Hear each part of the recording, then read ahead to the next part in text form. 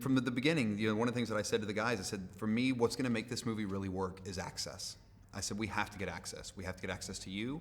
We have to get access to your lives, your world. You have to be willing to kind of open that up, because that intimacy is what's going to be, that is what will differentiate your movie from the other films that have come before you. And they were completely on board with it.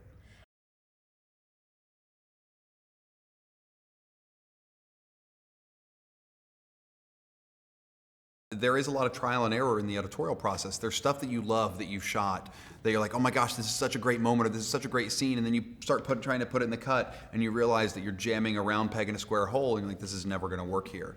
And that's why the cutting room floor exists for a reason, and it's hard, it's difficult, but thank God we got DVDs now, because now there's like bonus features, and we can, oh my, that scene that we couldn't put there, look, we'll put it on the DVD, people are gonna love it. But it's hard, because you end up cutting great stuff out, and we shot 963 hours of footage for a movie that's 90 minutes, so there was so much good stuff that just didn't make it.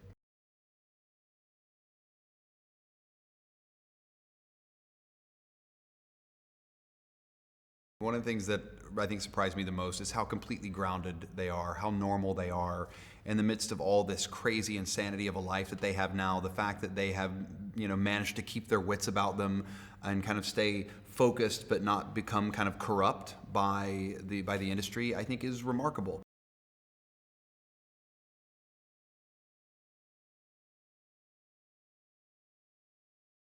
Part of the reason why I think they are so successful and are who they are is because of where they came from. They came from the humblest of humble beginnings, like where you see where they grew up in these tiny little houses in tiny little towns with these families that ultimately gave them the foundation to be courageous and chase the dreams that they're currently fulfilling.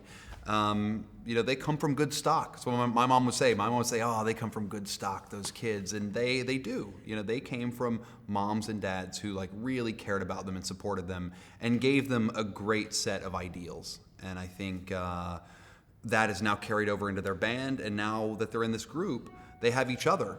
So now each one of these guys has 4 other guys who are there to be their family now.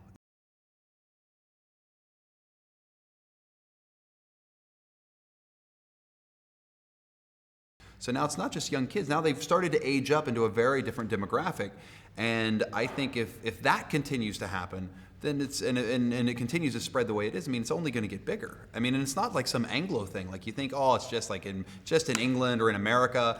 Like when we were traveling through Europe and people were chasing the buses down the street. We were in Japan and there's hundreds of girls camping outside the hotel. Mexico City, there were 4,000 girls camping outside that hotel for 5 days straight. It was epic, unbelievable. It's the closest thing I've seen in my whole life to Beatlemania.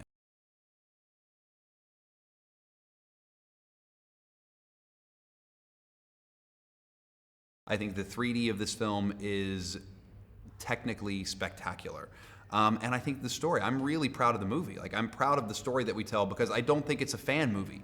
I think we've made a movie that will fulfill every desire that a fan could possibly have, but has really crossed over to a place where non-fans will really enjoy this movie. This movie is so fun, it's so funny, and it's a great ride.